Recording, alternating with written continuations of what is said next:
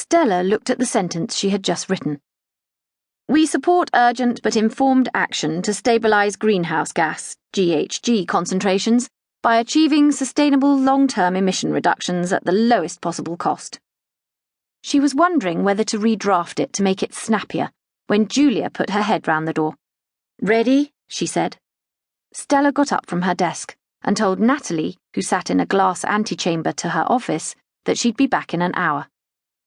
They walked around the corner to Le Pain Quotidien, a bakery shop with scrubbed wood tables pretending to be in rural France, and Stella ordered a tricolore salad.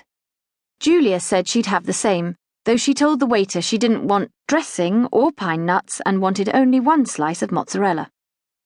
So, said Stella, once the waiter had taken their orders, how did Stephen take it? I've never seen him so upset, Julia said. It was just extraordinary. He put his head in his hands and for a second he didn't say anything. Then he said I was the best head of press we've ever had, and he offered me a pay rise and a promotion. So, weren't you tempted to take it? Well, said Julia, it's not entirely about the money. It's more about me and where I see myself 10 years from now. You know what really scares me? It's being bored. Doesn't that thought worry you? Stella started to say that she wasn't bored, but Julia went on. You and I are totally different. You've morphed into an Atlantic energy person. It's in your blood in a way it never was in mine. And I'm a risk junkie, while you always play it safe. It was a funny thing about people who left, Stella thought. They always tried to make you feel bad for staying. Maybe you're right, she replied evenly. I suppose I stay because I like it. Mostly. Yes, but don't you worry that one day you'll wake up and you'll be 55, forced into early retirement, and it'll be too late to do anything else.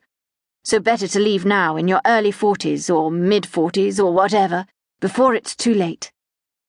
Stella received Julia's reminder that she was 3 years older in silence. At least I have kept my professional dignity, she thought, which is more than you have. Stella's mobile rang. Darling, yes, I know, it's in my diary. Yes, that's wonderful. Well done. I'm looking forward to hearing about it. Of course I mean it. I'm just with someone.